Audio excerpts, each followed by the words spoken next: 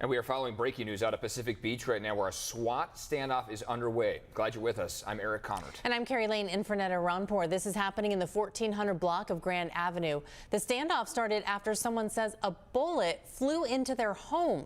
CBS 8's Abby Black is live at the scene with the very latest. Good morning, Abby.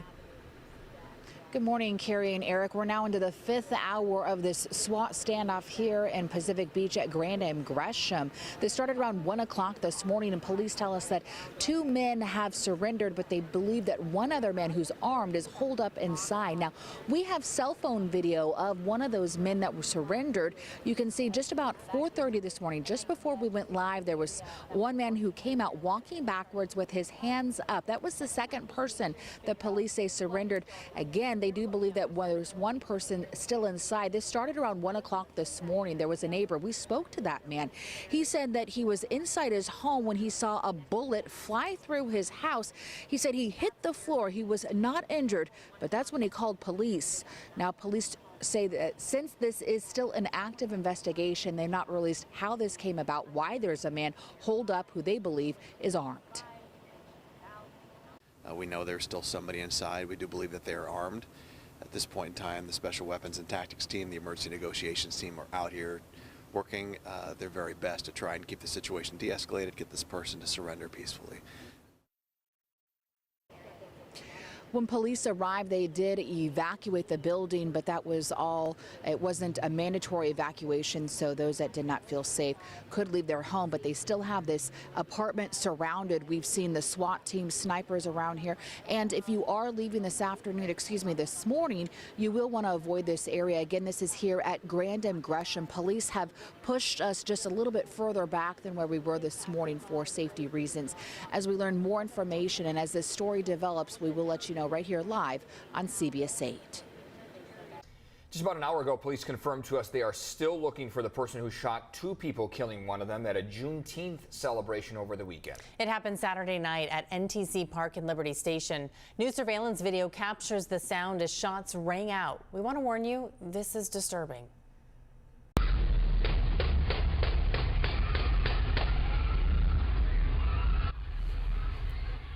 The Point Loma Sports Club shared this footage with us. The shooting happened on a grassy area at Cushing and Womble Roads. One person was killed, another was hurt, but is expected to recover. Authorities say the shooting came after an argument, but they have not been able to identify the shooter.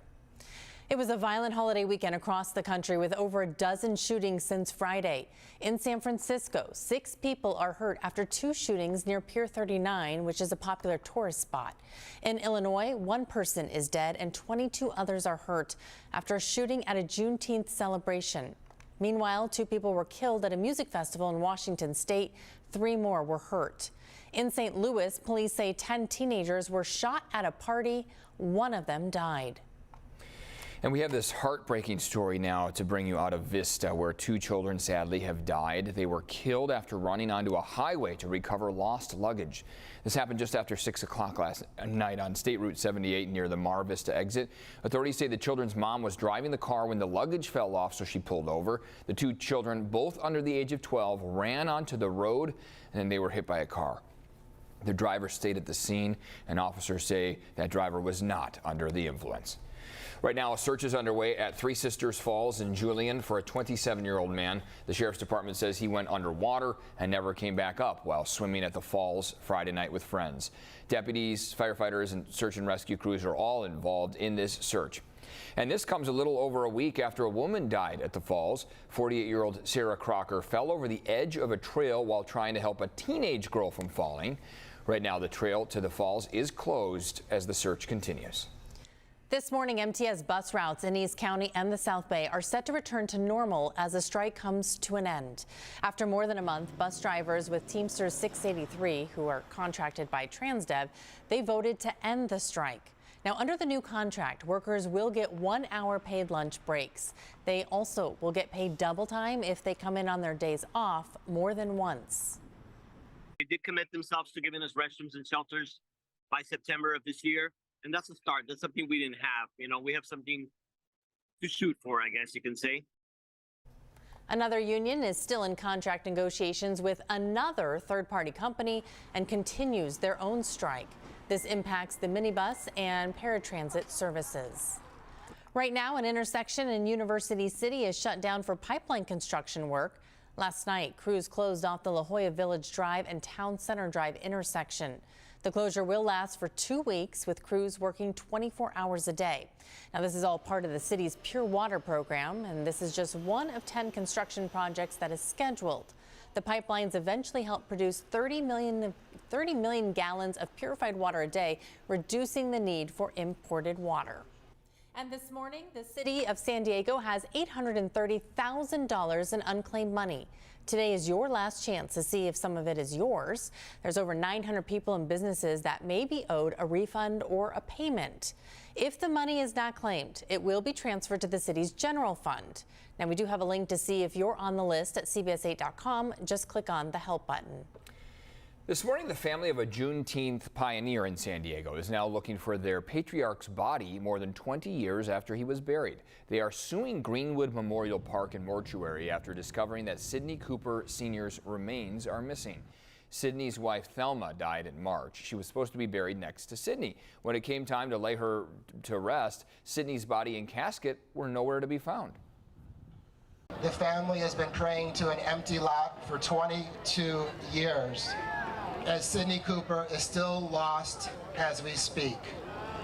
They don't know where he is to reunite this beautiful couple in their eternal rest.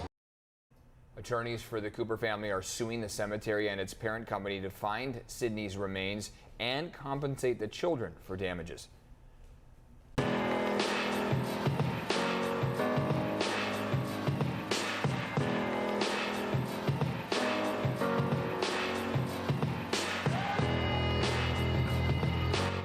Her master did not tell his slaves they were free until the Yankees came and made him tell them, she said.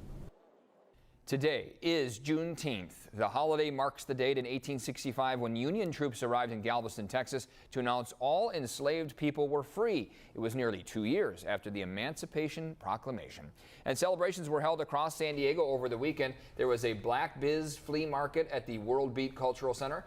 San Diego's Black Chamber of Commerce also held a free event at UC San Diego Park and Market. And there was a 5K at Mountain View Park. Today, the San Diego Black Artists Collective will host a performance at UC San Diego's Epstein Family Amphitheater. And this is some of what will be closed here for Juneteenth today. All City of San Diego administrative offices, city swimming pools, rec centers, and libraries are closed. Parking meters and time restrictions are not enforced in the City of San Diego. All county offices, libraries, family resource centers, and animal shelters will also be closed. All right, a new week, so I don't know, maybe a new forecast?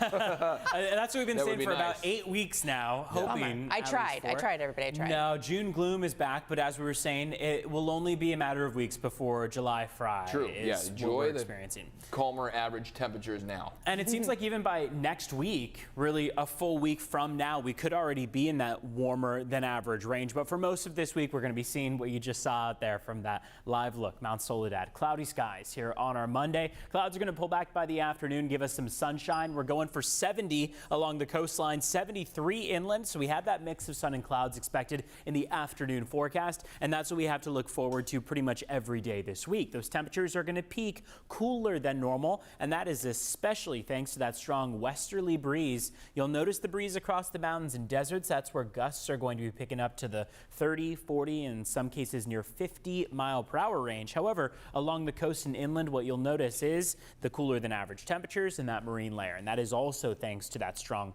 onshore flow. So here is satellite radar imagery. We're still waiting for our visible satellite loop to be incorporated to show exactly how far east these clouds stretch. But right now, they're not all that far east, just around the Ramona area, Valley Center, and then they'll start to pull back as we head toward the late morning, early afternoon stretch.